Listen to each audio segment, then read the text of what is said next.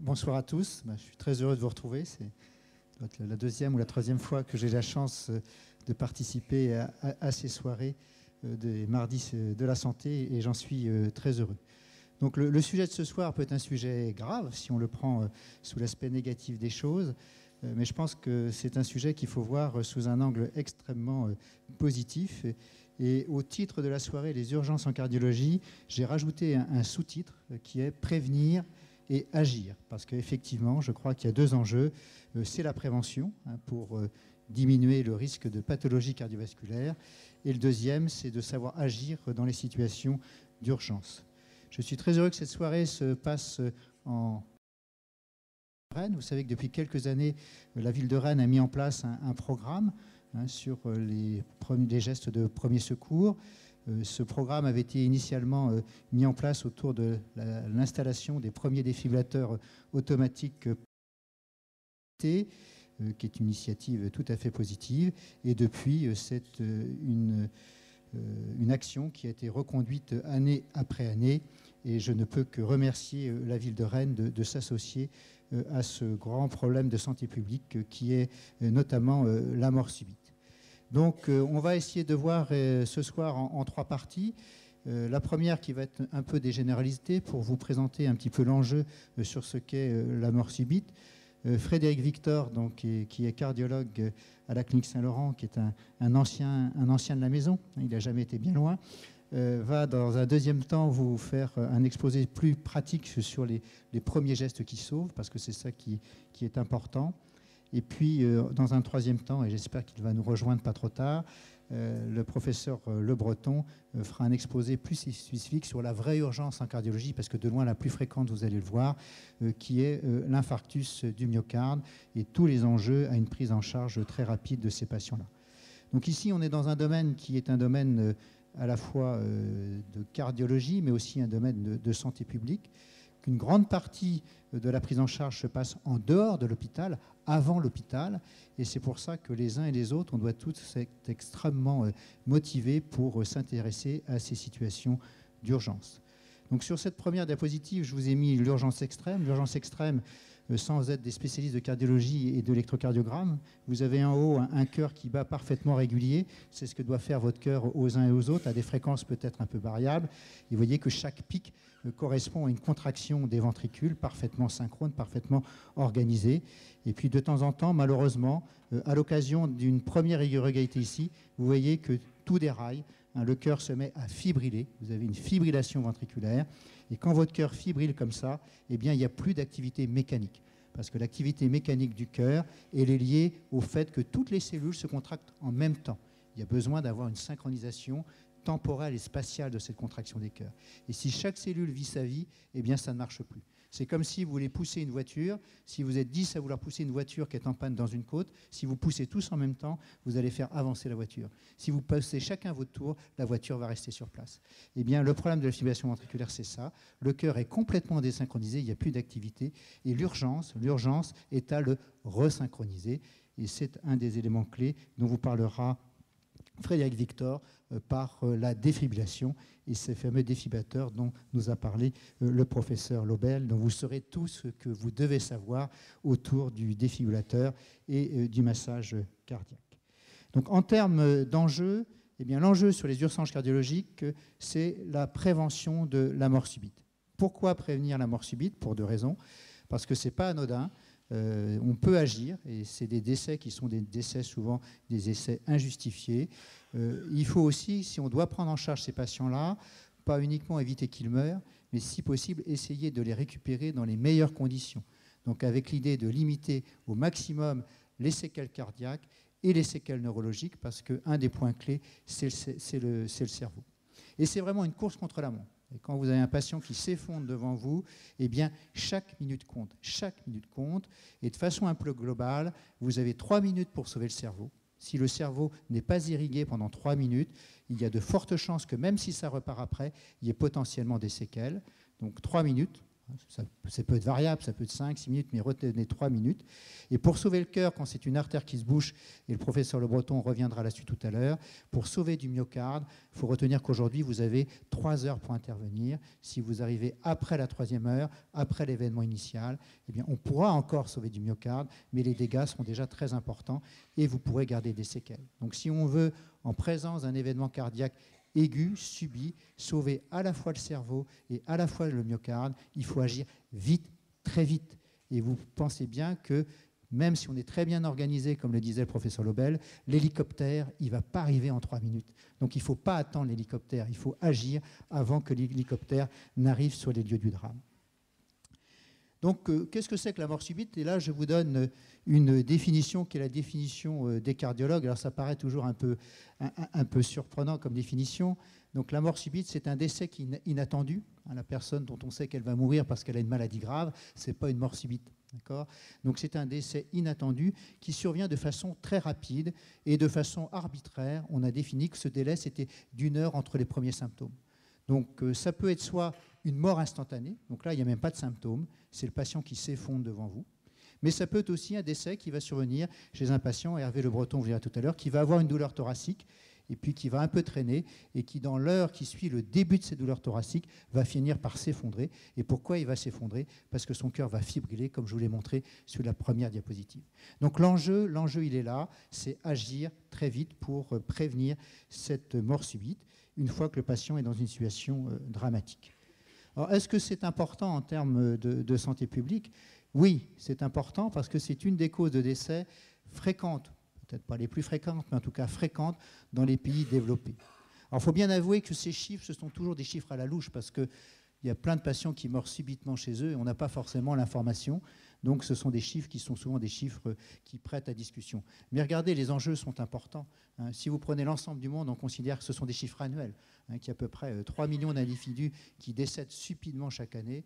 Aux États-Unis et en Europe, c'est à peu près la même chose. 450 000 de l'autre côté de l'Atlantique, 400 000 pour l'ensemble de le reste de l'Ouest. Mais c'est surtout l'autre colonne qui doit vous faire réfléchir. C'est l'autre colonne qui doit vous faire réfléchir. C'est que quand vous êtes en présence d'un accident grave de ce type-là, les chances de survie sont extrêmement faibles. Extrêmement faibles. Pour 2 raisons.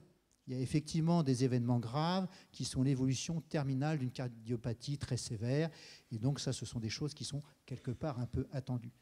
Mais il y a aussi des premiers événements qui, s'ils avaient pu être pris en charge très rapidement, auraient pu conduire à une première survie. Et l'amélioration de ce taux de survie qui est catastrophique, je crois qu'il n'y a pas d'autre terme.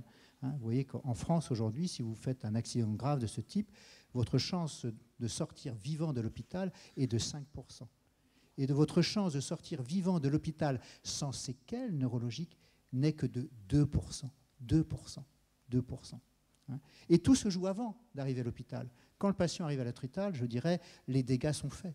Les dégâts sont faits. Il y a ceux qui n'y arrivent pas et ceux qui y arrivent trop tard. Donc tout se joue avant d'arriver à l'hôpital.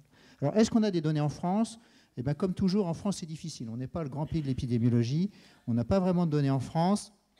Et on a ces données qu'on peut extrapoler du travail d'un collègue parisien, Xavier Jouven, qui a fait une grande enquête en Île-de-France, sur 2 ans, où ils ont collecté de façon, là, je dirais, assez prospective et assez exhaustive, les morts subites cardiaques. Et vous voyez que sur ces 2 années, pour l'Île-de-France, il y a eu 6153 événements. Et vous voyez que sur ces 6000 événements, il y en a à peu près la moitié pour lesquels il y a des gestes de réanimation qui ont été mis en œuvre par les témoins. Donc, 1 fois sur 2, on ne fait rien. 1 fois sur 2, on ne fait rien. Donc ça commence mal, très mal. Ce n'est pas parce qu'on fait quelque chose que ça va forcément bien se terminer, mais si on ne fait rien, on sait d'emblée que ça va mal se terminer. Et si on extrapole au niveau de la France, vous voyez qu'on arrive à peu près à 36 000 morts subites.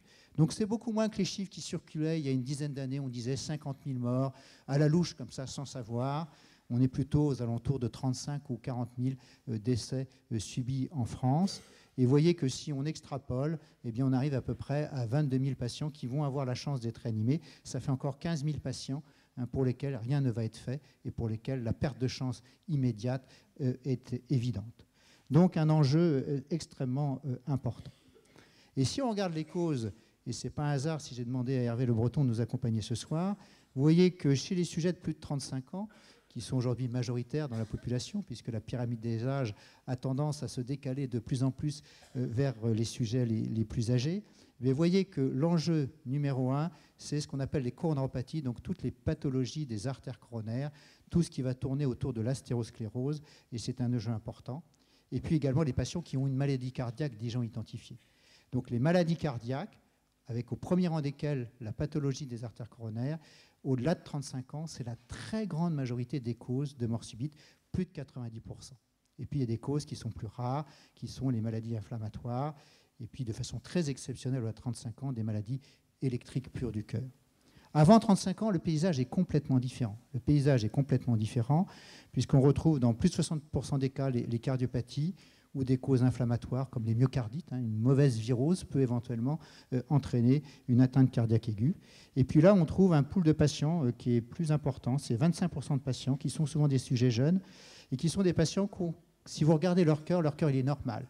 Vous pouvez faire tous les examens, le cœur est normal. Ce sont des patients qui ont des anomalies purement électriques du cœur. Donc leur cœur, à un moment donné, va se dérégler parce qu'au niveau de leur cellule cardiaque, eh bien, il y a des petites choses qui ne fonctionnent pas bien, il y a des petits circuits électriques qui ne fonctionnent pas bien. Mais si vous regardez le cœur comme ça, tout marche bien. Et puis, il y a des patients chez lesquels, malheureusement, on ne trouve rien. C'est ce qu'on appelle, en médecine, quand on ne sait pas, on dit que c'est idiopathique. Ça veut dire qu'on n'a rien compris et qu'on ne sait pas ce que c'est. Ça permet de couvrir notre ignorance. Elles ne sont forcément pas idiopathiques, il y a quelque chose. Mais on n'a pas su mettre le doigt dessus. D'accord ? Donc vous voyez que les enjeux sont très différents. Avant 35 ans, la pathologie coronaire, ça ne pèse pas lourd. Après 35 ans, c'est la pathologie des artères coronaires qui va peser extrêmement lourd. Et si je prends ces morts subites cardiaques, je vais faire une petite discrétion parce que c'est, je dirais, un peu le mal français. Souvent en France, quand on fait une mort subite, c'est quoi la cause ? Si vous avez autour de vous des jeunes qui sont morts subitement, de quoi ils sont morts ? Qu'est-ce qu'on vous a dit ? De quoi est mort l'oncle ou le cousin de monsieur, de madame ou de machin? On dit toujours que c'est une rupture d'anévrisme. En France, quand on meurt subitement, on a une rupture d'anévrisme cérébral. C'est jamais ça. Dans les grandes autopsies, on ne trouve jamais ça, ou exceptionnellement ça. Quand on meurt subitement, on meurt du cœur. Quand on meurt subitement, retenez qu'on meurt du cœur. Les causes neurologiques, généralement, il y a des comas et on va éventuellement décéder rapidement, mais c'est rarement des morts instantanées. Les morts instantanées, dans 99,9% des cas, sont des morts cardiaques. Donc si vous avez dans votre famille des antécédents, c'est quelque chose qu'il faudra prendre en charge, on va y revenir tout à l'heure. Donc la première étape pour la mort subite, c'est la prévention. Et bien sûr, les enjeux de prévention, c'est important. Il vaut toujours mieux prévenir que guérir. C'est un vieil adage qui est toujours d'actualité. Et bien sûr, ça passe par la prévention des maladies cardiovasculaires à l'état basal et notamment la correction de tous les facteurs de risque qui vont aboutir à cette pathologie des artères coronaires, au rétrécissement des artères coronaires qui font qu'un jour, ces artères se boucheront et créeront l'infarctus. Hervé Le Breton rentrera un peu plus dans les détails, et vous les connaissez tous, je ne les ai pas tous taillés, au premier rang desquels les tabacs, donc notamment pour les plus jeunes, s'il vous plaît, arrêtez de fumer. L'hypertension artérielle qu'il faut traiter, le diabète. Alors attention, vous savez que le diabète aujourd'hui, c'est la pathologie qui est en pleine expansion, avec les nouvelles habitudes alimentaires, les sodas trop fréquents chez les enfants, les repas trop fréquents au McDonald's, etc. Et la France, qui était un pays relativement protégé, est en train de déraper petit à petit. Et juste un commentaire, un bon moyen d'éviter ces problèmes de surcharge pondérale de diabète, c'est de garder la dynamique des repas. Le repas français qui est sanctuarisé. On est un des rares pays à avoir gardé cette sanctuarisation du repas. C'est le meilleur moyen d'éviter le grignotage. Une cause fréquente de l'obésité et du diabète, c'est le grignotage. Donc gardons les sacro-saints repas que nous savons si bien organiser. Il vaut mieux des repas un peu riches que du grignotage mal fait. Donc ça, c'est le premier élément de la prévention. Le deuxième niveau de prévention, c'est chez les patients que l'on sait déjà comme étant porteurs d'une maladie cardiaque potentielle. Donc chez ces patients-là, il faut aussi savoir mettre en place des stratégies qui pourront prévenir ce risque d'événements rythmiques graves. Et là, on a des stratégies qui peuvent être proposées à des patients qui sont déjà identifiés comme étant une pathologie cardiaque potentielle et pour lesquels on peut agir. Donc là, c'est juste un exemple de prévention. Comme vous avez vu que l'enjeu, c'est la fibrillation ventriculaire, eh bien, on peut proposer à des patients qui sont à risque d'événements rythmiques, et là, ce sont des études qui ont été réalisées chez des patients qui avaient déjà fait un infarctus du myocarde, Donc ils étaient identifiés parce qu'ils avaient déjà fait un infarctus, donc on savait que ces patients étaient à risque. Et bien chez ces patients qui avaient déjà fait un infarctus du myocarde, qui avaient en plus un muscle qui se contractait très mal, donc des patients qui avaient fait un gros infarctus du myocarde, eh bien on sait que ces patients-là sont à risque de mort subite et on a pu démontrer que de mettre en place ce qu'on appelle un défibrillateur implantable, donc en gros ce sont des patients qui se déplacent en permanence avec leur propre défibrillateur, et bien si un jour ça déraille, l'appareil sera capable de le traiter. Et là vous avez des courbes brutes qui sont des courbes de mortalité. Et vous voyez que la courbe en jaune ici, donc la probabilité de survie des patients qui sont appareillés d'un défibrillateur est bien meilleure que la courbe de survie des patients qu'on a laissés sans défibrillateur. Donc vous voyez qu'ici, chez des patients parfaitement identifiés, parfaitement pris en charge, on peut proposer une stratégie de prévention et ne pas attendre un événement fatal qui est là potentiellement prévisible. Le problème, c'est d'identifier ces patients à risque. Et c'est là où on n'est pas très bon. Une des grandes limites de la prévention et de la prise en charge de stratégies préventives, c'est qu'on est capable d'identifier les patients à très haut risque. On est capable d'identifier les patients à qui on sait qu'il faut mettre un défibrillateur parce que ça va leur sauver la vie. Mais si vous faites ça, vous allez identifier une petite population. Et ces patients-là, eh bien finalement, à l'échelon de la population entière, ça va représenter peu de vies sauvées. Si vous prenez des patients qui ont un risque de mort subite annuel de 10%, c'est un très haut risque. Vous avez 10 patients en face de vous, il y en a un sur les 10 qui va faire une mort subite dans l'année. Donc ces patients sont à très haut risque. Donc c'est typiquement les patients qu'il faut protéger. Mais ces patients-là, ils ne sont pas très nombreux dans la population générale. Donc l'ensemble de l'effectif va être relativement limité. Et votre stratégie de prévention, finalement, va cibler une petite population à laquelle vous allez rendre un grand service, mais à l'échelon d'une population, le bénéfice est assez limité. Et à côté de ça, vous allez laisser au bord du chemin des populations que vous allez considérer à faible risque, avec un risque de 1%. Donc ça veut dire qu'un risque qui devient relativement faible et acceptable. Mais comme ces patients à faible risque sont 100 fois plus nombreux que les patients à haut risque, eh bien 1% de 100 ou 1% de 100 ou 10% de 10, eh bien vous voyez que les enjeux ne sont pas les mêmes. Donc cibler des patients, c'est très bien, mais à côté de ça, il y a tous ces patients qu'on ne va pas cibler et qui vont éventuellement faire un événement grave. Et c'est ceux-là qu'il faudra être capable de sauver le jour où ils font l'événement grave, parce qu'on n'aura pas pu les identifier au préalable. Et c'est ceux-là qu'il ne faut pas laisser au bord du chemin. Ici, vous avez les privilégiés qui vont être pris en charge. Ici, vous avez les malheureux. Mais le pire, c'est que quand ils vont sortir de l'hôpital, on va dire « Ah bah, ça va bien, vous êtes à faible risque, ça va bien. » Mais il y en a tellement comme ça à faible risque qu'à la fin, ça va faire quelques morts et ça en fera plus que dans l'autre groupe. Donc, d'où l'enjeu de prendre les choses. Et si on considère les sujets les plus jeunes, bien vous voyez que ça, ce sont des données australiennes, mais l'avantage, c'est qu'elles sont récentes. Ce sont des données qui datent de 2012, donc un tout petit peu plus d'un an. Vous voyez qu'on retrouve, chez des sujets de moins de 40 ans, on retrouve la coronaire comme étant un élément important. Mais comme on est chez des sujets relativement jeunes, on trouve aussi beaucoup plus de maladies cardiaques ici. Donc vous voyez que les coronaires pèsent moins lourd. Et puis aussi, ici, vous avez en gros un gros tiers de la population pour lesquels on ne retrouve pas de pathologie cardiaque. On ne retrouve pas de pathologie cardiaque. Et là, on a eu beaucoup d'espoir du côté de la génétique, en disant que chez ces patients-là, il y a quelque chose qui est caché. Donc on va aller chercher dans leur gène un marqueur qui fait penser qu'ils ont peut-être telle ou telle maladie cardiaque. Et c'est pour ça que dans cette étude, eh bien, ils ont fait des prélèvements génétiques à tous ces patients décédés, qu'ils soient d'ailleurs réanimés ou pas. Mais vous voyez qu'après, comme nos connaissances en génétique sont relativement limitées, eh bien, on a trouvé une mutation génétique pouvant favoriser une fibrillation ventriculaire chez à peu près un tiers de ces patients-là. Et chez les 2 tiers de ces patients-là, on n'a rien trouvé. On n'a rien trouvé. Donc il y a certainement des pistes du côté de la génétique, mais aujourd'hui, eh bien, on n'est pas suffisamment performant en génétique pour identifier tout ce qui existe. On démembre, de plus, j'allais dire que chaque mois, quasiment chaque semaine, il y a des nouvelles mutations qui sont identifiées, qui nous permettent de mieux comprendre certaines maladies.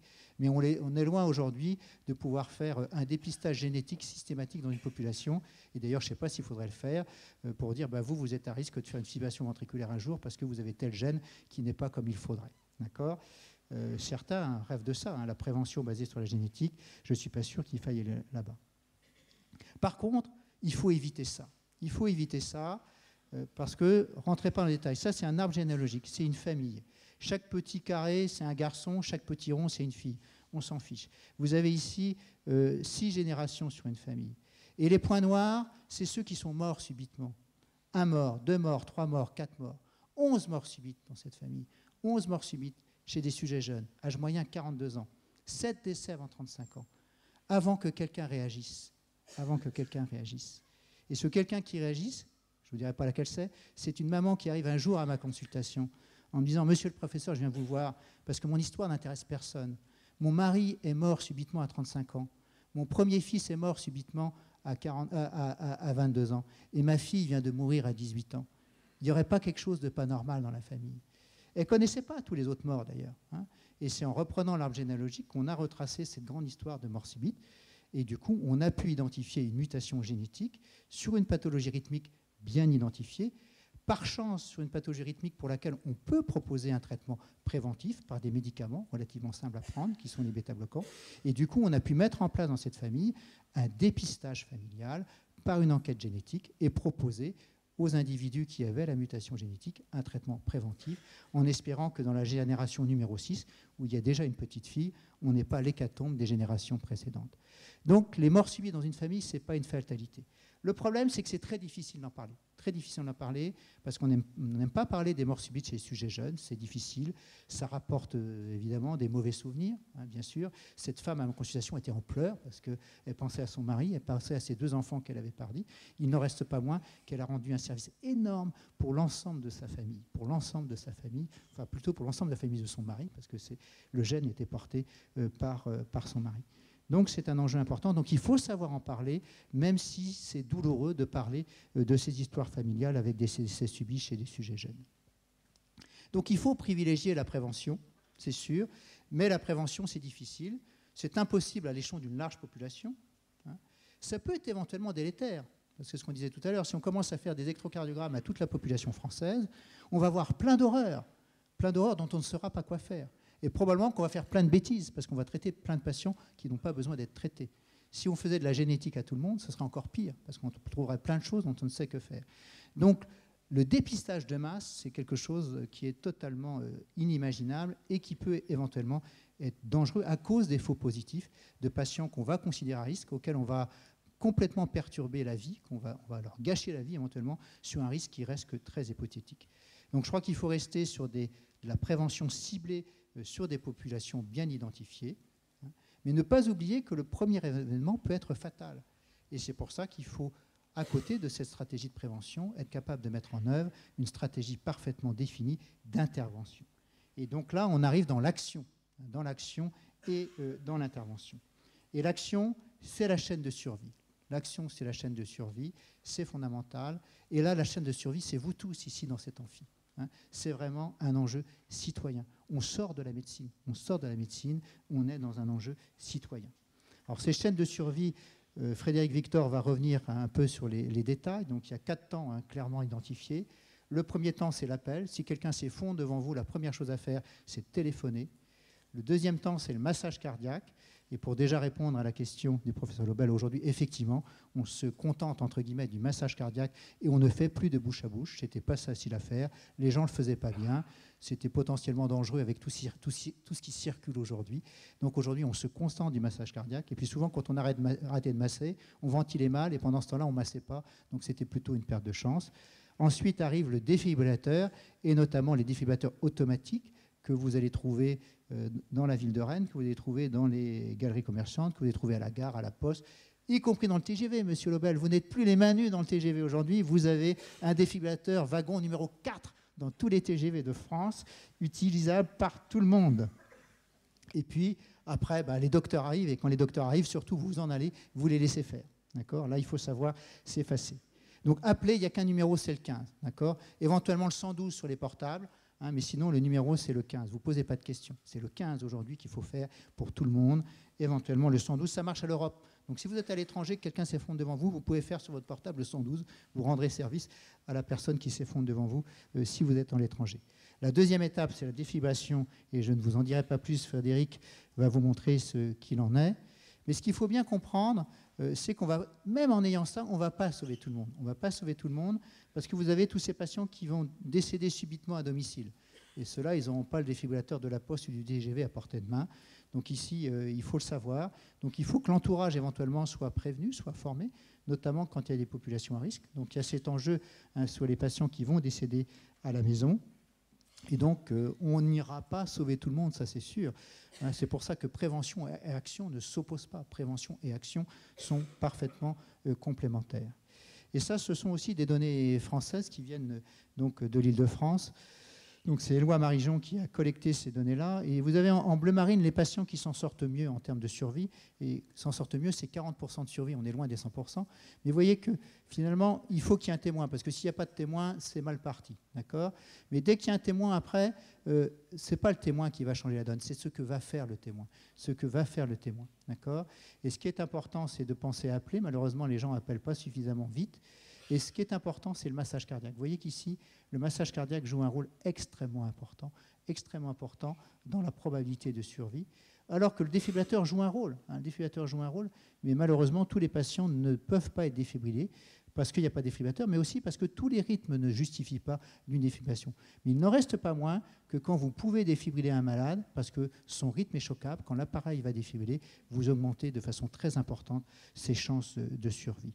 Donc, téléphoner, masser, défibriller restent les mots-clés. Et si vous regardez la carte de France, alors quand j'ai vu arriver cette carte, quand Éloi Marijon m'a montré cette carte, j'ai dit ouf. J'ai dit ouf parce qu'il n'a pas fait d'enquête en Ille-et-Vilaine. L'Ille-et-Vilaine n'a pas été dans son enquête. Je ne sais pas pourquoi d'ailleurs. Peut-être qu'il ne nous a pas demandé, peut-être qu'il avait ciblé des départements particuliers. Donc nous, on n'est pas dans l'enquête, on ne va pas voir si on est bon, mais on est mauvais. Mais il n'en reste pas moins, vous voyez que les départements où il y a du noir, c'est plus de 40% de survie. Il y a 3 départements qui font mieux que le reste de la France. 3 départements, d'accord ? Eh bien, probablement parce que ce sont des départements qui se sont donné les moyens vis-à-vis de la population pour informer, pour former aux gestes qui sauvent.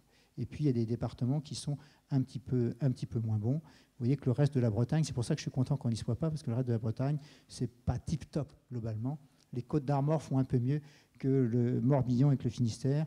Bon, comme on est souvent en compétition avec nos amis des Pays de la Loire, vous voyez qu'ils ne font pas mieux que nous dans le 44. D'accord ?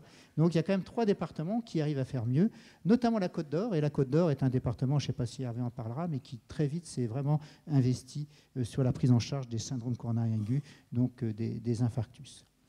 Donc prévenir, c'est tout faire pour éviter cet événement rythmique. On a des moyens pour le faire, mais ça va concerner essentiellement des populations ciblées. Agir, c'est agir au moment où l'accident arrive, et là, on est vraiment tous concernés.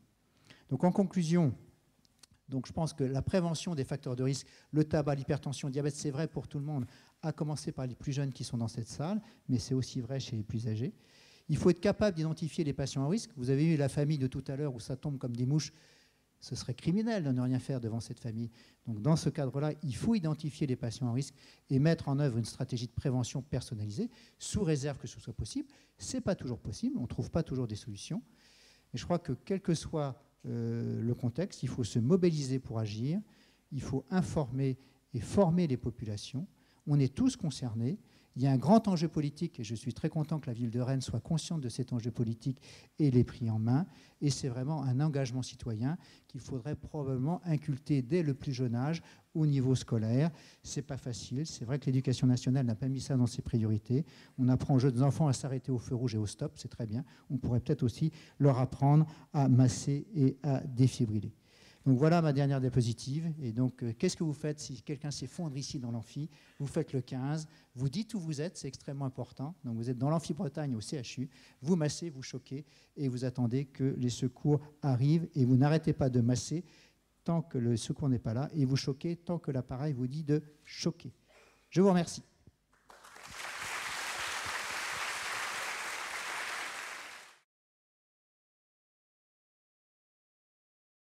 Pour vous parler du choc électrique, mon topo sera divisé en 2 parties. La première partie, un petit peu d'histoire, un petit peu l'historique, essayer de comprendre comment on est arrivé à toutes ces connaissances, de savoir comment survient une fibrillation, et ensuite comment la défibriller. On reprendra les points que Philippe Mabot a déjà détaillés, à savoir appeler, masser, choquer, et qui sont promotionnés par la Fédération française de cardiologie. Et à cette occasion, je vous passerai la vidéo qui a été réalisée par les cardiologues de la Fédération française de cardiologie, qui vous donne un exemple de ce qu'il faut faire, enfin, d'abord de ce qu'il ne faut pas faire, ce qui se passe à peu près, donc comme vous l'a montré Philippe, dans 90% des cas, et ensuite ce qu'il faut faire avec la connaissance de réaliser un massage cardiaque. Parce que la clé de voûte de ce problème-là, c'est l'éducation de la population. Vous l'avez bien vu, vous l'avez compris, c'est quelque chose, le choc électrique, la fibrillation ventriculaire qui se passe à l'extérieur, et c'est donc à l'extérieur qu'il faut débuter la prise en charge. Donc, très très rapidement, le cœur, c'est un organe creux qui fait circuler le sang grâce à ses contractions, grâce aux muscles cardiaques qui se contractent de façon régulière. Il y a un système de valves anti-reflux et tout cela est piloté par un système électrique autonome. Sous le terme de trouble du rythme, on assimile un petit peu toutes les arythmies qui peuvent avoir lieu à tous les étages, les oreillettes. Aujourd'hui, on s'intéresse au ventricule et essentiellement à la fibrillation. La fibrillation, Philippe Mabot vous l'a expliqué, c'est une contraction désordonnée de tous les muscles cardiaques. La conséquence, le flux sanguin s'arrête immédiatement et donc on a une mort subite. Les causes, elles ont été un petit peu plus détaillées avec l'épidémiologie et puis de toute façon, Hervé Le Breton vous en reparlera. Alors un petit peu d'histoire, c'est toujours intéressant à savoir, c'est qu'à la fin du 19e siècle, c'est une histoire qui commence un petit peu en Europe et puis qui va finir aux États-Unis. Donc à la fin du 19e siècle, deux physiologistes suisses ont démontré qu'on pouvait faire fibriller un cœur en l'électrisant et le défibriller en appliquant un courant électrique. Tout cela aboutit à la première défibrillation à palette appliquée directement sur le cœur à la fin des années 50. Tout cela, c'est quelque chose, la deuxième partie, donc, qui s'est déroulée aux États-Unis, notamment motivé par les industriels et notamment les compagnies électriques. Dans l'État de New York, les ouvriers qui travaillaient dans ces compagnies-là avaient un taux de mortalité énorme, un petit peu plus de 1000 par an. C'est Couvenhoven qui, le premier, va fabriquer un défibrillateur externe, là encore poussé par ces industriels des sociétés électriques. Monsieur Couvenhoven, ce n'est pas un médecin, c'est un ingénieur électricien. Et c'est lui qui propose le premier de faire un massage cardiaque externe. Alors, les premiers défibrillateurs, vous voyez, c'était plus que des valises, hein, ça pesait 140 kg, ça avait un temps de charge qui était très long, et ça défibrillait pas bien du tout.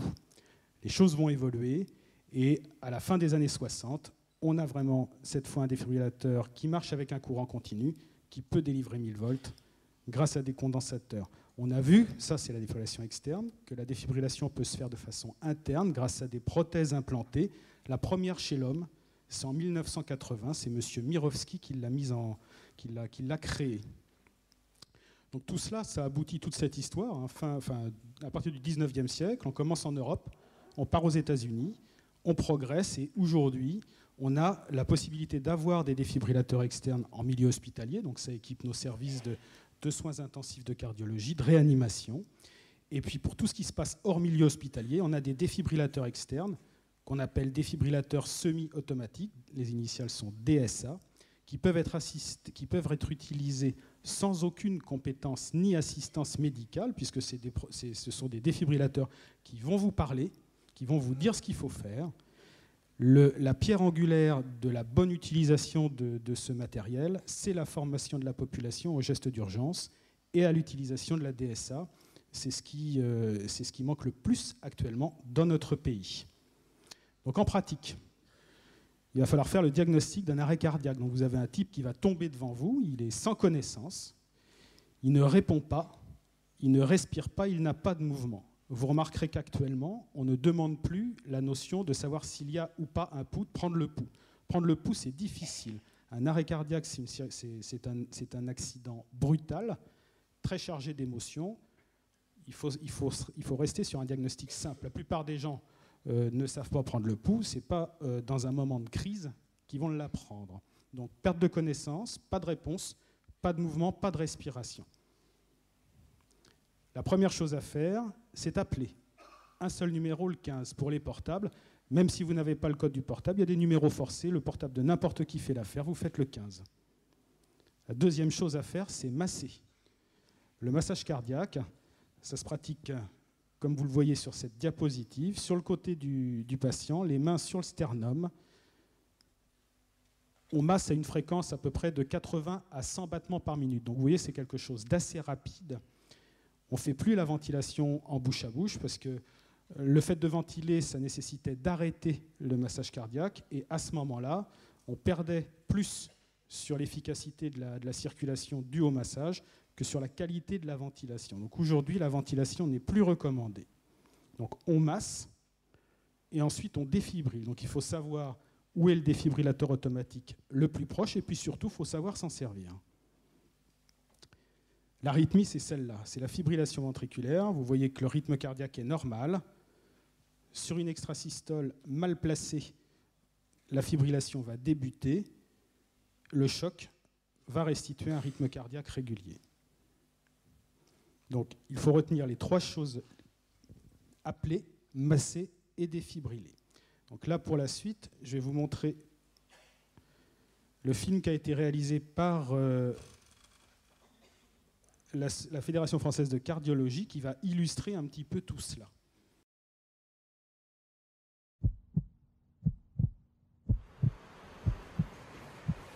Régis, vous avez l'air fatigué. La journée a été dure? Je suis stressé et là, je suis pas bien, Catherine. J'ai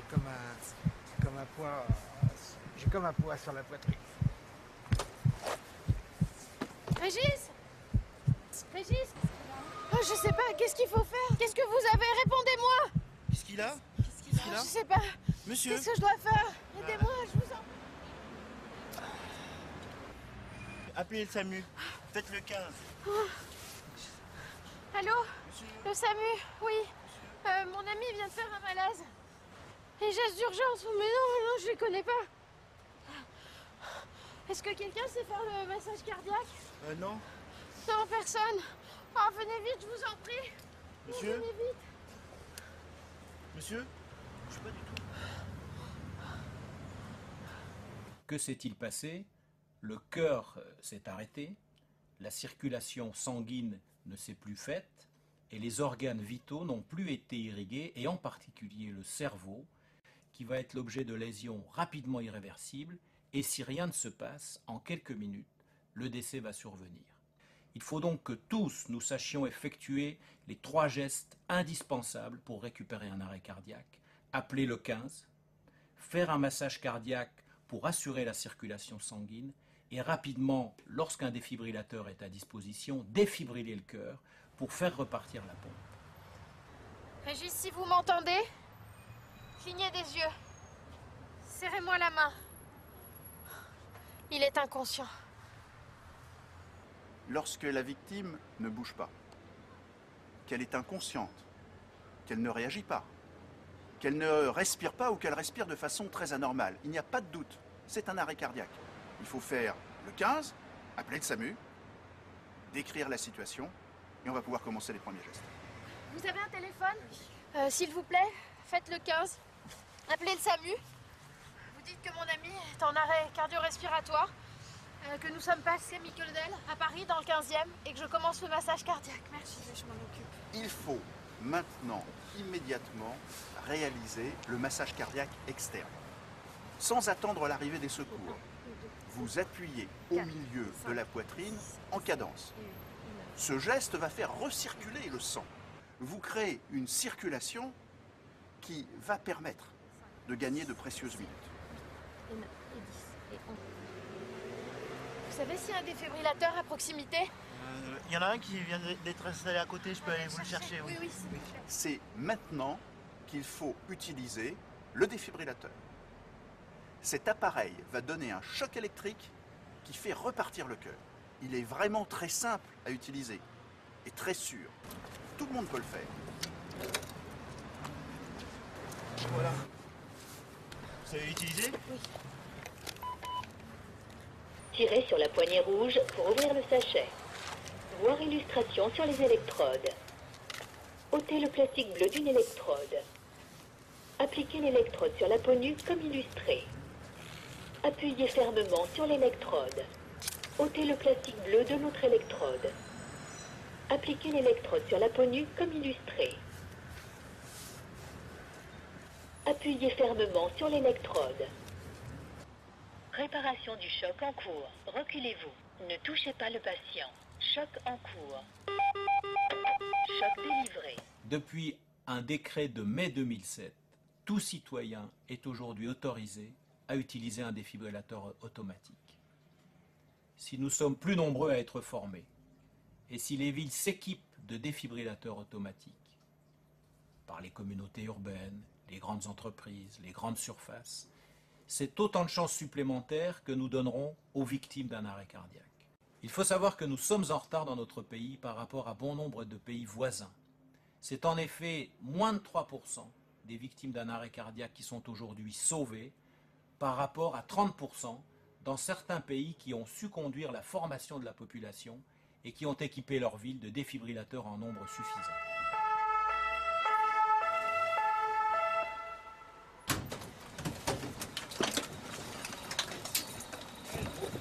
C'est bien, madame. Vous voyez ce que vous avez fait, il y a toutes les chances de s'en sortir.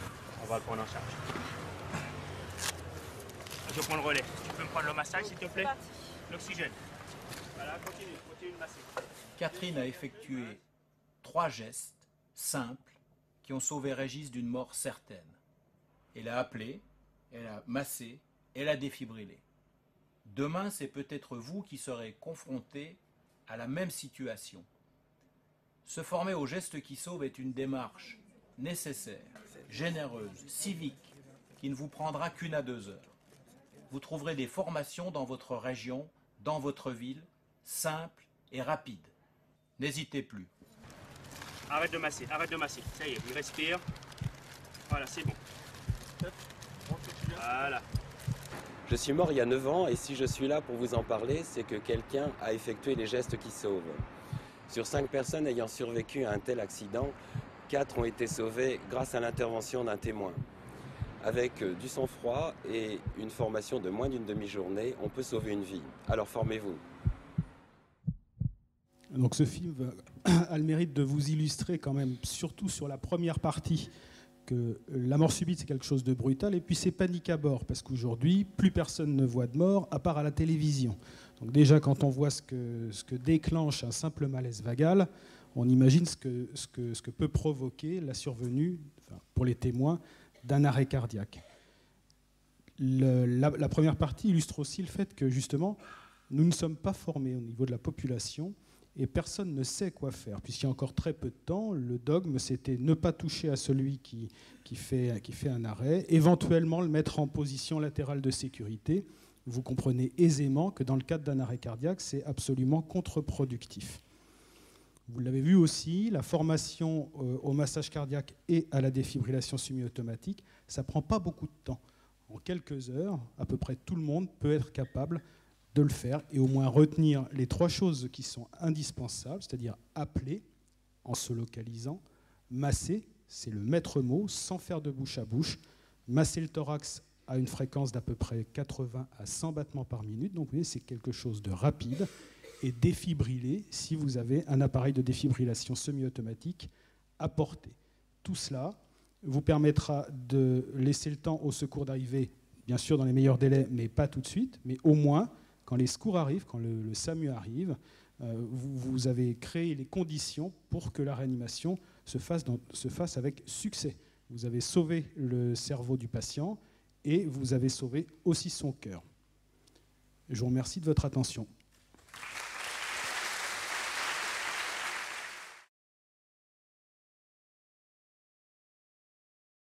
Bien, écoutez, bonsoir à tous. Je suis le professeur Le Breton et je suis responsable de l'unité de cardiologie interventionnelle. Donc c'est un mot un petit peu barbare, mais j'aurai l'occasion, au cours de cet exposé, de vous expliquer ce qu'est la cardiologie interventionnelle. Et donc je vais vous parler d'une pathologie fréquente, grave, qui est l'infarctus du myocarde. Et pour faire le lien avec les 2 présentations précédentes, le risque à la phase aiguë de tout infarctus du myocarde, c'est une mort subite, c'est un trouble du rythme ventriculaire, ce qu'on a appelé la fibrillation ventriculaire, l'arrêt cardiaque. Et donc, tout patient qui fait un infarctus peut faire à tout moment une mort subite liée à une fibrillation ventriculaire, d'où l'intérêt d'une prise en charge médicalisée la plus rapide possible. On va voir dans un instant qu'il y a plusieurs raisons d'appeler très rapidement les secours lorsque l'on fait un infarctus du myocarde. Alors finalement, j'ai essayé de me mettre à votre place et je me suis posé un certain nombre de questions et que l'on va voir ensemble. L'infarctus du myocarde en 10 questions. Je n'ai pas mis l'infarctus pour les nuls, ça aurait été vraiment désagréable. Mais j'ai essayé de me poser les questions que vous devez également vous poser. La première question, tout naturellement, c'est l'infarctus du myocarde. Eh bien, c'est quoi au juste ?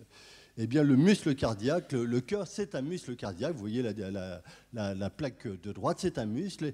Et comme tout muscle, eh bien, ce cœur doit avoir un apport en oxygène pour pouvoir fonctionner normalement. Eh bien, cet apport en oxygène, il est effectué plus haut, plus près, c'est ça. Cet apport en oxygène, eh bien, il est effectué grâce aux artères du cœur, ce qu'on appelle les artères coronaires.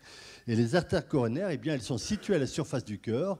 Vous avez tous, en tout cas dans la grande majorité des cas, nous avons tous 2 artères coronaires.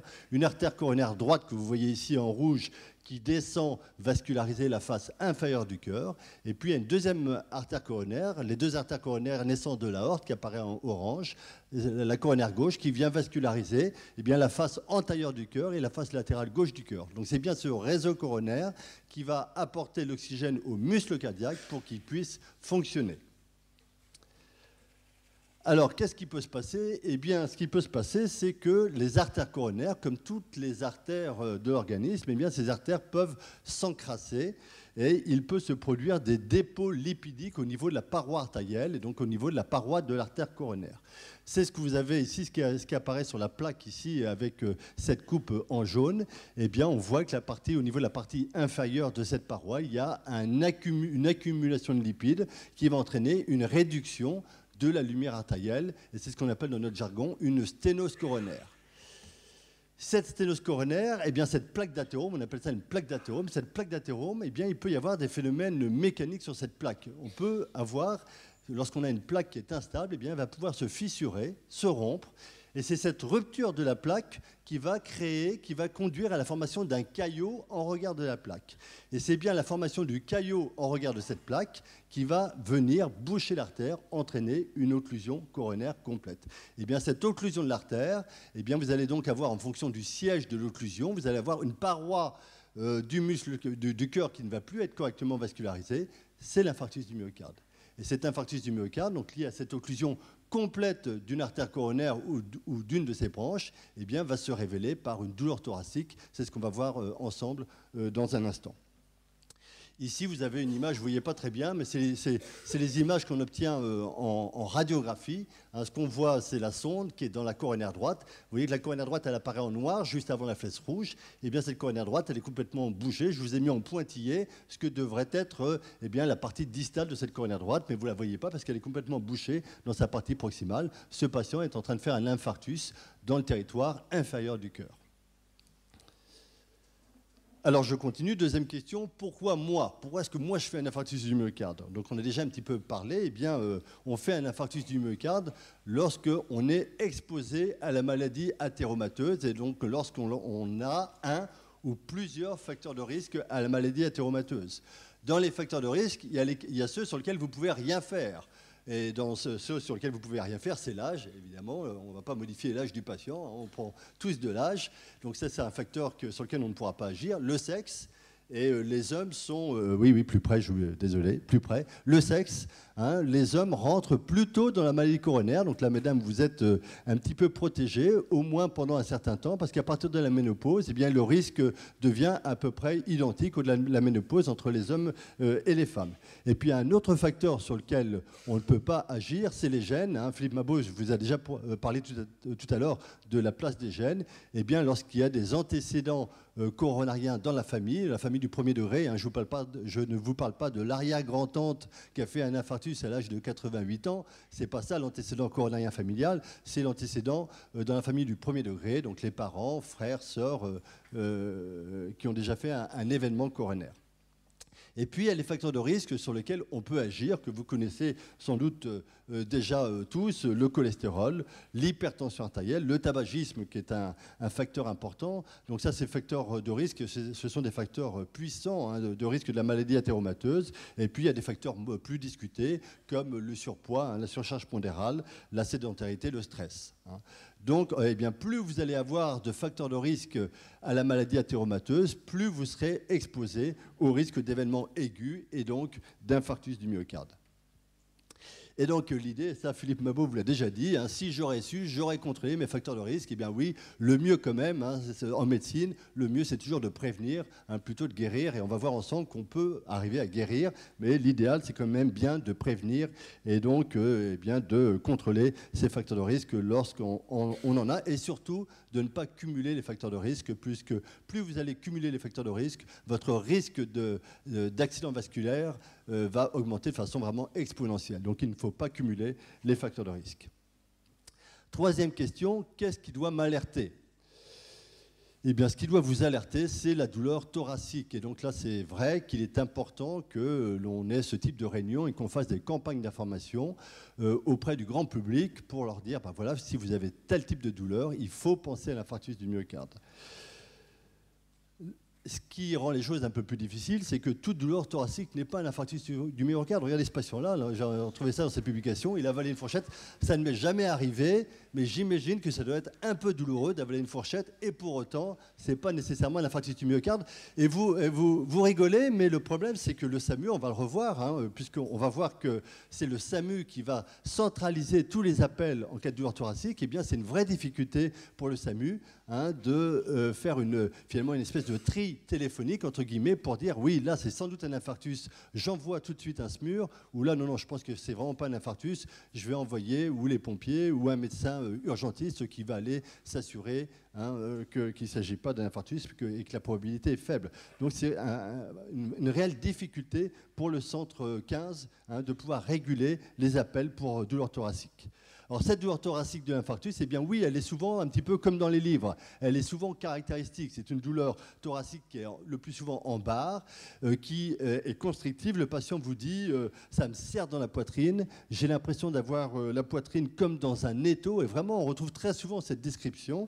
Et puis cette douleur thoracique, elle peut avoir des irradiations. On appelle ça irradiation caractéristique. C'est-à-dire que le patient vous dit j'ai une douleur dans la poitrine, en barre, ça serre et ça remonte vers les mâchoires, ou parfois le patient vous dit ça remonte dans le bras droit ou bras gauche, parfois dans les deux bras. Parfois c'est une douleur dans la poitrine qui est associée à une douleur des deux avant-bras ou d'un avant-bras. Eh bien ces irradiations sont également assez évocatrices de l'infarctus du myocarde. Vous voyez le patient qui nous dit ça fait mal jusque dans les bras. Ces irradiations sont évocatrices. Et puis parfois cette douleur est associée à d'autres manifestations. Hein, le patient souvent il n'est pas bien quand il a une douleur intense, et c'est souvent le cas, c'est souvent une douleur intense, pas toujours.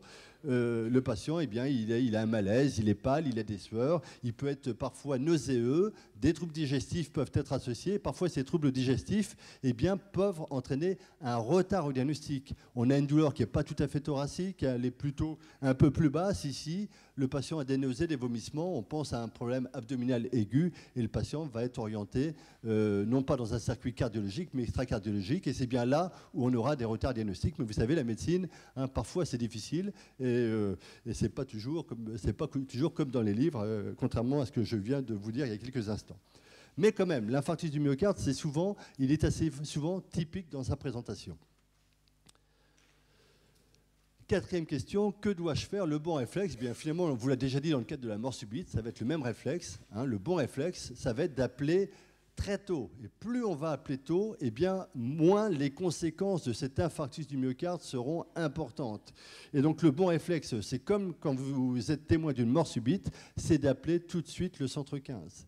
Appeler le centre 15, ça ne veut pas dire nécessairement que c'est le SAMU ou le SMUR qui va se déplacer, mais c'est le centre 15 qui va faire la régulation, et en fonction eh bien, de la probabilité que ce soit un infarctus du myocarde, eh bien, le centre 15 va immédiatement envoyer un SMUR, une équipe médicalisée, pour prendre en charge le patient. Donc l'appel au centre 15, c'est véritablement le bon réflexe quand on a une douleur dans la poitrine qui évoque un infarctus du myocarde, et ce d'autant plus qu'on a des facteurs de risque à la maladie athéromateuse. Donc cette éducation du public et des patients est extrêmement importante pour que cet appel au centre 15 se fasse le plus vite possible. On voit encore très bien, et souvent les réflexes peuvent être un peu différents en fonction des patients. Le patient à la campagne, très souvent c'est ça, il a mal parfois la nuit, il est réveillé à 3 h du matin, et son réflexe à lui c'est de dire « Ah non, non, je ne vais pas déranger le docteur à 3 h du matin ». Et ensuite il attend le lendemain matin, et puis il n'a pas le réflexe d'appeler le centre 15, et il va appeler son médecin généraliste, celui qu'il connaît bien depuis longtemps, et il est déjà 10 h du matin, et il est déjà presque trop tard, il n'est pas trop tard, mais il est déjà tard pour prendre en charge l'infarctus du myocarde et puis améliorer le pronostic de l'infarctus du myocarde. Donc c'est vraiment très important. Donc l'appel au SAMU, eh bien, le SAMU va bien sûr poser des questions très précises, à la fois déjà prendre les coordonnées du patient. Si le patient appelle lui-même et qu'il fait une mort subite, eh bien, il vaut mieux savoir où il a appelé et où est-ce qu'il se situe. Donc la première chose à faire, c'est de situer, localiser le patient et avoir un téléphone auquel appeler. Et puis ensuite, le SAMU va interroger le patient de façon, et donc il va poser des questions, justement, les questions en particulier liées au terrain et puis liées aux caractéristiques de la douleur. Et puis en fonction de ça, eh bien, le médecin régulateur du SAMU va décider d'envoyer un SMUR de façon à ce qu'il y ait une prise en charge très rapide, médicalisée de ce patient. Que faire en attendant le SMUR? Eh bien voilà, ça c'est des diapositives empruntées à la Fédération française de cardiologie. Préparer tous les documents médicaux, si le patient a des antécédents, son ordonnance, c'est toujours utile. Laisser le patient dans son lit, pas d'effort, le surveiller, le rassurer. Et puis dans 99% des cas, ça se passe très bien jusqu'à l'arrivée du SAMU. Alors évidemment, l'objectif du SAMU, c'est d'arriver le plus rapidement possible, dans les 15 ou 20 minutes suivant l'appel au centre 15. La complication qui peut survenir à tout moment, c'est celle qui vient d'être décrite dans les topos précédents, c'est la mort subite liée à une fibrillation ventriculaire. Et encore une fois, cette fibrillation ventriculaire peut compliquer l'infarctus, en particulier en phase aiguë à tout moment.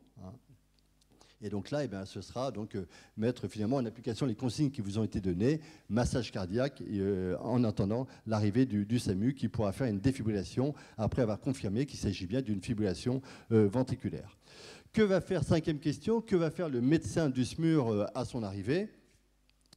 Eh bien, le médecin du SMUR, eh bien, la première chose, il y a eu une forte probabilité d'infarctus du myocarde lors de l'appel au centre 15, eh bien, le médecin du SMUR va devoir confirmer le diagnostic d'infarctus du myocarde. Donc très rapidement, eh bien, il va faire un électrocardiogramme, et c'est vraiment l'électrocardiogramme pendant la douleur qui va permettre de confirmer. Il y a des signes électriques que je ne vais pas, rassurez-vous, pas vous décrire ce soir, mais qui vont permettre de dire oui, ce patient fait un infarctus du myocarde, ou alors non, il n'en fait pas, ou alors je ne sais pas. Et s'il y a un doute, eh bien, peut-être qu'on l'amènera en milieu spécialisé cardiologique pour faire des examens complémentaires pour faire le diagnostic. Mais le plus souvent, les signes électriques sont bien présents, non discutables, et le SAMU peut faire le diagnostic préhospitalier d'infarctus du myocarde. Et après, là, je vous ai mis des horloges partout, parce que dès qu'on a fait le diagnostic, eh bien, il faut aller très très vite. On a vu en introduction que l'infarctus était lié à une occlusion complète d'une artère coronaire. Eh bien, le traitement, il va être simple,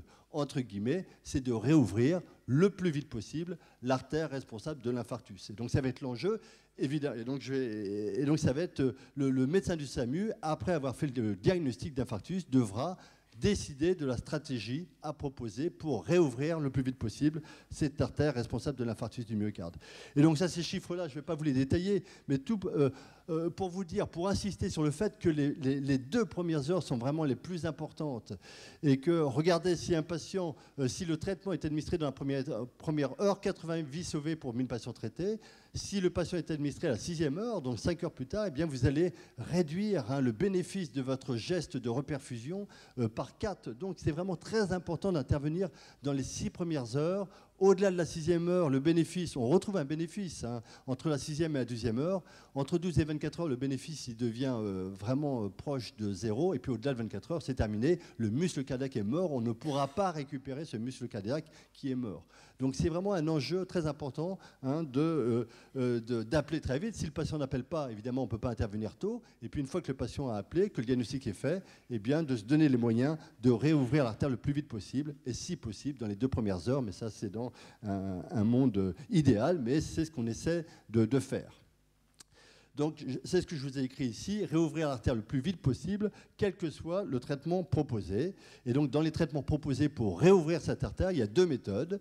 Celle qu'on essaie de privilégier parce qu'on sait que c'est celle qui marche le mieux, c'est l'angioplastie coronaire. Donc, en fait, on va aller recanaliser cette artère par des moyens mécaniques. Je vais vous le montrer dans un instant, le circuit des patients. Mais en gros, on va aller, c'est ce que vous avez illustré à droite, on opacifie l'artère coronaire grâce à une petite sonde. On voit que l'artère est bouchée. Grâce à cette sonde, on va pouvoir passer à l'intérieur un petit guide très fin qui va permettre de franchir la zone d'occlusion. Une fois que le guide est passé, on va, à l'aide d'un ballonnet, ouvrir l'artère et puis on va compléter notre geste en mettant en place un petit ressort, ce qu'on appelle un stent, pour bien maintenir la recanalisation de l'artère et la perméabilité de l'artère. Mais je vais y revenir dans un instant. Donc il faut aller très vite, pas trop vite, parce qu'il peut arriver des accidents, mais il faut aller très vite. Et puis, tous les centres, tous les patients ne sont pas à proximité d'un centre de cardiologie interventionnelle où on peut réaliser une dilatation coronaire. Et donc, lorsque le patient est trop éloigné d'un centre de cardiologie interventionnelle, eh bien, on a une alternative. Je vous ai expliqué au départ que c'est souvent le caillot sur la plaque d'athérome qui vient boucher l'artère. Eh bien, on peut aller nettoyer le caillot avec des moyens médicamenteux. C'est ce qu'on appelle la fibrinolyse. Donc, lorsque le SAMU estime qu'il mettra trop de temps à acheminer le patient vers un centre de cardiologie interventionnelle, eh bien, il pourra décider de faire un traitement fibrinolytique, donc d'aller nettoyer le caillot par un traitement médicamenteux. Il n'en reste pas moins que le patient sera immédiatement transféré vers le centre de cardiologie interventionnelle le plus proche. Le plus souvent, en Bretagne, on a des chiffres assez précis, 80% des patients qui font un infarctus aigu en Bretagne sont traités par angioplastie primaire. Donc la place du traitement fibrinolytique, elle est faible, mais il reste une place au traitement fibrinolytique. Alors, sixième question, comment va-t-on me prendre en charge lorsque je vais arriver à l'hôpital grâce à l'équipe de SMUR qui m'a pris en charge en phase préhospitalière? Eh bien, d'abord, dans quel hôpital vous allez être amené en Bretagne? Eh bien, en Bretagne, c'est ce qui apparaît en rouge. Alors, vous voyez que les cardiologues interventionnels aiment bien la mer. Je ne sais pas s'ils sont tous marins, moi je ne suis pas marin, mais vous voyez sur cette carte que les centres de cardiologie interventionnelle, ils seront largement représentés au niveau des côtes. Donc, il y a deux centres à Rennes qui sont représentés ce soir, la clinique Saint-Laurent et le CHU. Et puis, il y a un centre à Saint-Malo, à Saint-Brieuc, deux centres à Brest, un centre à Quimper, un centre à Lorient et un centre à Vannes. Donc, vous voyez qu'il y a une assez bonne répartition des centres de cardiologie interventionnelle. Vous allez me dire, mais si je fais mon infarctus entre l'Oudéac et puis, je ne sais pas, moi, Landerneau, je ne sais pas, eh bien non, on a la chance d'avoir en France un SMUR et un SAMU qui fonctionnent très bien. Et donc, les patients peuvent être pris en charge très rapidement. Simplement, c'est la stratégie qui pourra différer. Chez la majorité des patients, ils peuvent être à moins d'une heure ou moins d'une heure 30 d'un centre de cardiologie interventionnelle. On va privilégier l'angioplastie avec un petit ballonnet. Et puis les patients qui sont vraiment trop loin, on va leur donner un traitement médicamenteux pour liser le caillot et ils sont transférés en 2 heures ou 2h15 vers un centre de cardiologie interventionnelle. Regardez la carte. La plupart des patients, si les réseaux fonctionnent bien, sont à 1 heure d'un centre de cardiologie interventionnelle. Donc on a les moyens de prendre en charge l'infarctus du myocarde correctement. Alors là, je vais vous montrer une expérience. Elle est toute récente, puisque ça, c'est des photos qui ont été prises cette nuit. Donc vous voyez, ça ne peut pas être plus d'actualité. 1h30 du matin, un patient, douleur de la poitrine, donc pris en charge. Donc ça a été le bon circuit. On cherche à avoir le circuit optimal. Le circuit optimal, c'est appel précoce directement au centre 15, c'est ce qu'a fait le patient. Il a appelé à peu près 15 ou 20 minutes après le début de la douleur, ce qui n'est pas le cas le plus général. 15 à 20 minutes, c'est très bien, puisqu'on va pouvoir intervenir très tôt. Diagnostic préhospitalier, prise en charge par le SMUR. Donc là, vous assistez à l'arrivée du SMUR aux urgences du centre cardio-pneumo en l'occurrence. Ici, donc, c'est l'équipe. Alors la photo n'est pas très bonne parce que c'est moi qui l'ai prise au smartphone, donc elle n'est pas très très bonne. Mais arrivée du SAMU avec l'équipe, là vous avez le médecin urgentiste et puis l'équipe qui prend en charge le patient. Nous, on a été informés en amont de l'arrivée du patient par le médecin régulateur du SAMU. Donc pendant ce temps-là, eh bien, le cardiologue interventionnel, l'infirmière des soins intensifs de cardiologie, le manipulateur ou l'infirmière d'astreinte à domicile, eh bien, sont appelés. Et donc le but du jeu, entre guillemets, c'est évidemment pas un jeu, c'est de préparer la salle pour perdre le moins de temps possible. Et quand le SAMU va arriver, que la salle soit prête, qu'on n'ait plus qu'à installer le patient sur la table. Et là, vous avez ici la table d'examen. C'est une salle radiologique, puisque l'examen qu'on va faire, c'est un examen radiologique. Et donc l'idée, c'est de perdre le moins de temps possible. Donc là, vous avez l'arrivée de l'équipe qui va installer le patient. Vous avez, alors, ça c'est l'électrocardiogramme qui a été fait en pro-hospitalier, hein, qui montrait un gros infarctus. Et puis on va faire l'examen des artères coronaires. Donc ça, je ne vais pas vous détailler cette procédure-là, mais ça se fait sous anesthésie locale. Hein, le patient a plus souvent reçu des antalgiques et des sédatifs avant même son arrivée à l'hôpital. Et donc on va passer le plus souvent par l'artère radiale, ici au poignet, parce que c'est une artère superficielle. On va ponctionner l'artère radiale. C'est assez peu douloureux. D'ailleurs, le patient, en général, il est plus préoccupé par sa douleur dans la poitrine que par sa douleur lorsqu'on ponctionne l'artère radiale. Et on va monter une petite sonde jusqu'au niveau de l'aorte ascendante. On va cathétériser l'artère coronaire, injecter du produit à base d'iode, ce qui va nous permettre de confirmer l'occlusion coronaire. Et puis, c'est ce que vous avez ici sur les écrans à droite. Là. Et ensuite, en posant un petit vide, eh bien, on va pouvoir déboucher l'artère. Donc là, vous avez ça représenté ici. En bleu ciel, c'est la sonde qui est dans l'origine de l'artère coronaire. Ça permet d'opacifier l'artère coronaire et de documenter le site de l'occlusion coronaire. Et donc, le principe, c'est ça. On passe un petit guide. Ce qu'on essaie de faire avec un petit cathéter, c'est d'aspirer le caillot, parce que souvent, il y a une composante thrombotique. On aspire le caillot. Le simple fait d'aspirer le caillot, ça permet de recanaliser l'artère. Et puis ensuite, on va compléter la procédure par la mise en place d'un petit ressort. C'est ce que vous avez ici entre les deux doigts. Là, c'est un petit ressort. C'est un petit ressort qui est adapté au diamètre de l'artère, qui peut faire entre 15 et 20 mm de long et qu'on va mettre au niveau du site d'occlusion pour établir la meilleure perméabilité coronaire possible avec un flux coronaire normal. Voilà, je passe là-dessus. 3 dernières questions. Je regarde le temps, je crois qu'on a encore un tout petit peu de temps.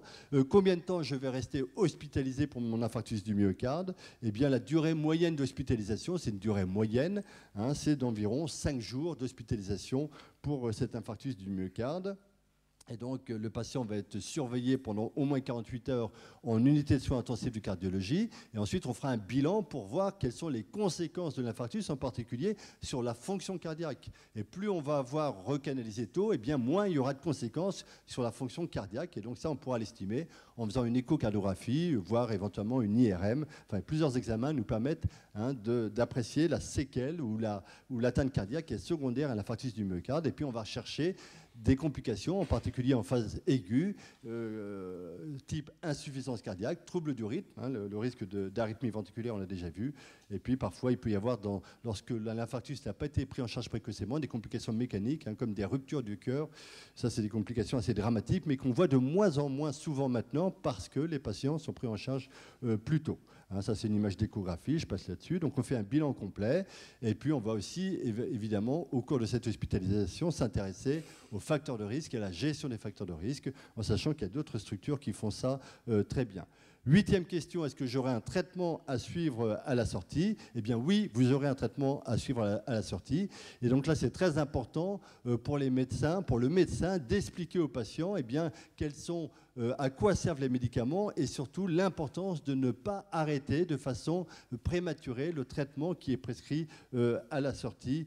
Hein, c'est la première cause de risque de récidive d'infarctus, eh bien, c'est un arrêt inopiné du traitement qui peut être lié au patient, mais parfois qui peut être lié aussi au médecin qui assure le suivi du patient.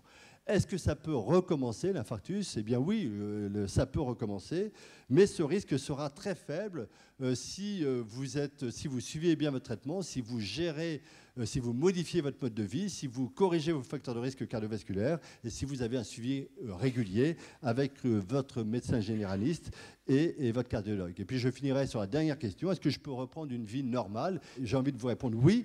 Vous pourrez reprendre une vie normale, et c'est d'ailleurs l'objectif du traitement, c'est que vous puissiez reprendre une vie normale, mais à plusieurs conditions. Vous ayez été pris en charge rapidement, je pense que vous l'avez bien compris, qu'on ait été capable de réouvrir l'artère responsable de l'infarctus, c'est le plus souvent le cas, mais on peut avoir des échecs, qu'il n'y ait pas d'atteinte sur les autres artères coronaires, ou s'il y a une atteinte sur les autres artères coronaires, eh bien peut-être qu'il faudra les traiter. Que vous suiviez bien votre traitement, que vous corrigiez votre mode de vie, je vous l'ai déjà dit, et que vous ayez un suivi médical régulier. Eh bien, si vous faites ça, eh bien, vous pourrez refaire du vélo comme avant. Je vous remercie.